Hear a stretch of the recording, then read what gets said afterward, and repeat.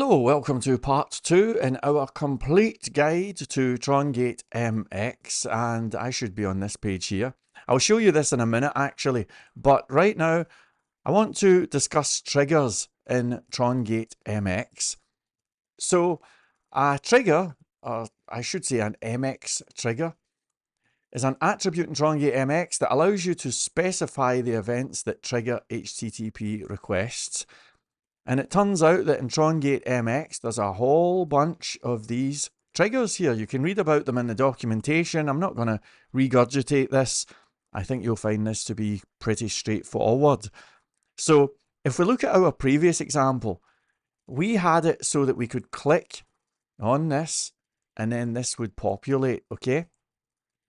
That happens to be a click here. So MX listens for these different things. And so we can say, if we go to our button here, oh, and by the way, before I forget, let me correct this H1. That's so annoying. Okay, we got that. So we can say MX-trigger equals click.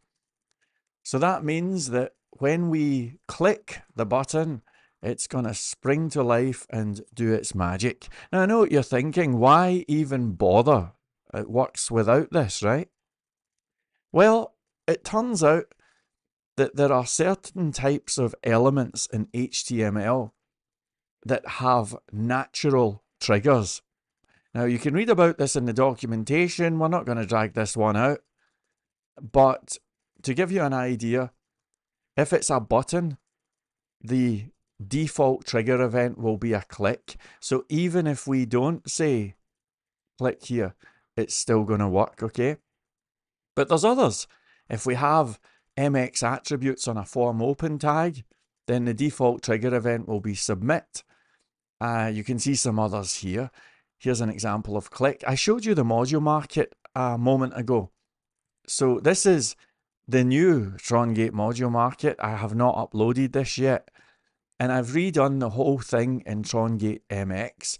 If I click on, now keep an eye on the URL here, right? If I click on something like this, you'll notice that the URL has not changed.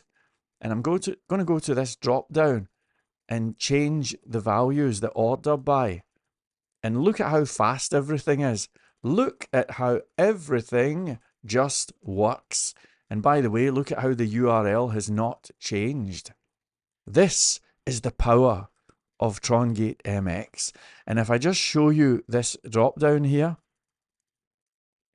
and I'll zoom you in a little bit, look closely and you'll see that it says MX trigger equals change. So that means that when we change the drop down, it's triggering Trongate MX. There's actually a spinner there, but it's so fast that you don't even see it most of the time. Now, I'm going to show you how to build something like this in one of the upcoming videos, maybe even the next video. But for the moment, we're just talking about triggers. I don't want to labor this too much. I mean, we don't have to go through every single possibility. But let me give you a demonstration of an alternative type of trigger. Let's imagine that we wanted this to work without having to click the button. So the way that we could do this really easily is we can copy all of this MX stuff here in the button, and I'm going to paste it inside the opening div of the result element here. Now I'll do a little bit of smug indentation if that's okay. Okay.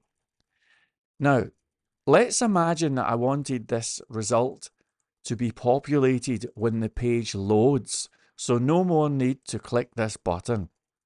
Well, we could say MX trigger equals load. So that means as soon as this page loads, this thing is going to spring to life. So I'll save, I'll refresh, and look at that. So I'm not clicking the button. It's just doing it all by itself. and it's because we added in this MX trigger is load. Pretty cool, right? Pretty cool.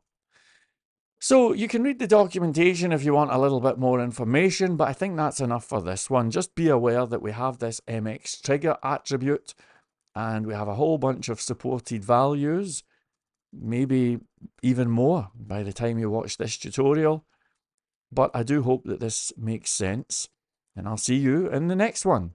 Oh, by the way, we do have a GitHub repository here, Trongate MX Complete Guide, and I'm going to be doing uploads every time we finish one of these. Okay, so I'll leave a link to this GitHub repo in the description, and I hope that you find this to be useful.